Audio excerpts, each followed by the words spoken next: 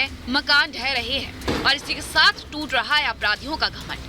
पाप की कमाई से बने किले नुमा ये मकान अपराधियों के रसूख और उनकी दबंगई की जीती जागती निशानी थे। लेकिन योगी सरकार के निशाने पर चट्टान की तरह खड़े इसी तरह के मकान हैं, जिसकी एक एक ईंट योगी सरकार उखाड़ रही है।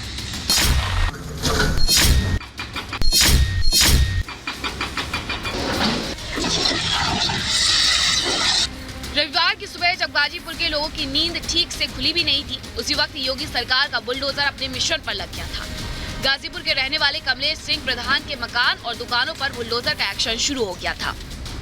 कमलेश सिंह इस दुनिया में अब नहीं है, लेकिन पुलिस के रिकॉर्ड के अनुसार कमलेश डॉन मुख्तार अंसारी के बेहद करीबी थे। गाजीपुर प्रशासन के अनुसार स्वर्गीय कमलेश सिंह ने गाजीपुर सिटी रेलवे स्टेशन की फुल्लनपुर क्रॉसिंग के पास मकान और दुकानें बनवाई थी, जिसका नक्शा पास नहीं करवाया गया था। दावा है कि पूरा निर्माण ही जबरन करवाया गया था। हैरानी की बात यह है कि इस मकान के एक हिस्से में वाणिज्य कर का दफ्तर भी खुल गया था, जिसे आनन फानन में खाली करवाया गया था। इसके अलावा दुकानदारों को भी शिफ्ट करवा दिया गया है। प्रशासन के अनुसार स्वर्गीय कमलेश सिंह मुख्तार के करीबी पुलिस रिकॉर्ड में हिस्ट्री शीटर भी थे। मकान को पहले अवैध घोषित कर दिया गया था। कुछ तकनीकी वजहों से रुका था एक्शन। मकान के एक हिस्से में सरकारी दफ्तर भी खुला था, जिसे खाली करवाने के बाद एक्शन शुरू हुआ।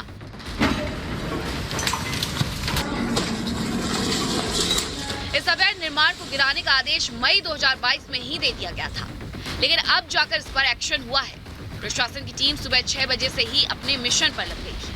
ध्वस्तीकरण की इस कार्रवाई के दौरान भारी संख्या में पुलिस के जवान और प्रशासन के अधिकारी मौजूद थे, जिससे सरकारी काम में कोई अड़ंगा न आ सके।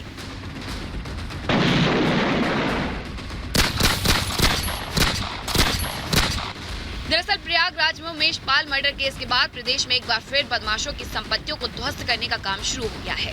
सरेआम हुए इस ट्रिपल मर्डर की घटना में पुलिस को मुख्तार अंसारी गैंग का लिंक भी सामने आने के बाद पुलिस के निशाने पर इस गैंग के गुर्गे भी आ गए हैं।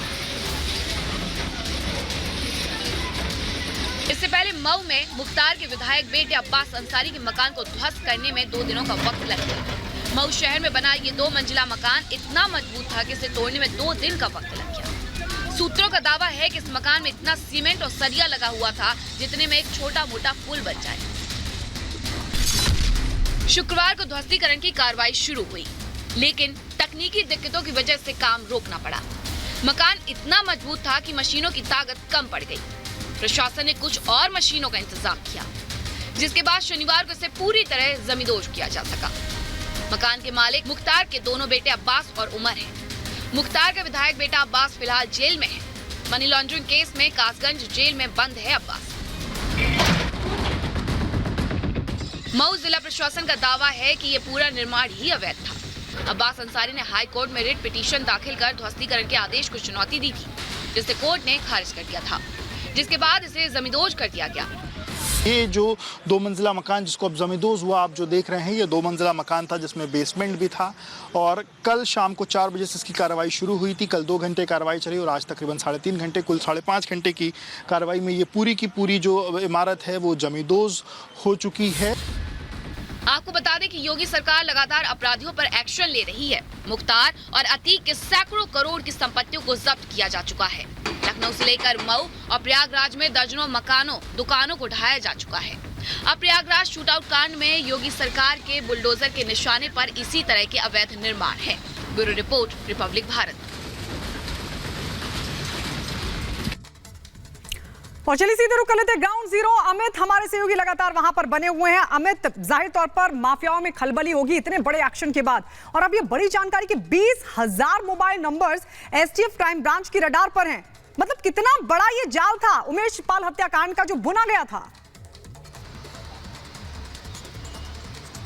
देखिए गायत्री, मैं आपको बता दूं कि 12-15 लोग तो सिर्फ स्पॉट पर थे जब उमेश पाल की हत्या की गई, लेकिन जिन जिन इलाकों से ये शूटर्स भागे हैं, सफदर, जफर और उसके बाद जो माशुकुद्दीन का घर गिराया गया, उनके आसपास जो नंबर एक्टिव थे, साथ ही साथ आपको बता गुलाम, सदाकत, नफीस, रईस, ये वो शूटर्स थे जो मौके पर थे गायत्री। और जिन जिन इलाकों से ये गए हैं, जहां जहां पर इनके मोबाइल एक्टिव रहे हैं, उन तमाम इलाकों के जो नंबर्स थे वो एसटीएफ ट्रैक कर रही है। साथ ही साथ उमेश पाल की हत्याकांड को जहां अंजाम दिया गया उस जगह पर भी बहुत सारे मोबाइल मोबाइल फोन एक्टिव थे, उन्हें ट्रैक किया जा रहा है और उन्हीं की वजह से यह पता चल पाया है कि जो इनोवा मिली थी वो कहां पर मिली। साथ ही साथ एक फॉर्च्यूनर कार भी देखी गई थी टोल प्लाजा पे, उसको भी ट्रैक करते हुए पुलिस इन्हीं नंबर्स के जरिए पहुंची है।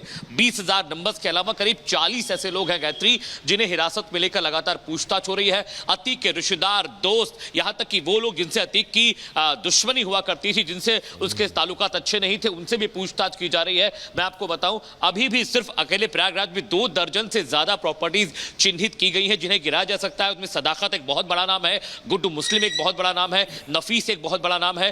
सिर्फ एसटीएफ ये चाहती है कि जल्द से जल्द उस शूटर से उन्हें गिरफ्तार करें। कमलेश सिंह का नाम, जैसा कि आप बता रही थी, गाजीपुर में जो मकान गिरा है वो कमलेश सिंह बहुत पुराना साथी था मुख्तार अंसारी का, साथ ही साथ उसके बेटों की भी संलिप्तता पाई गई थी। बड़ी बात यह भी है कि कोई ट्रैक नहीं मिल पा रहा है और प्रशासन पर बहुत दबाव है, क्योंकि विपक्ष भी ये कह रहा है। बिल्कुल बिल्कुल अमित, क्योंकि बाबा का बुलडोजर ऐसे गरज रहा है कि अच्छे की हालत खराब हो गई है, चाहे अतीक हो चाहे मुख्तार हो, तमाम लोगों की परेशानियां बढ़ गई हैं। तो देखिए, ये बुलडोजर जब चलना शुरू हुआ प्रयागराज से, उसके बाद मऊ और कानपुर तक पहुंचा है और अब खलबली मच गई है। आप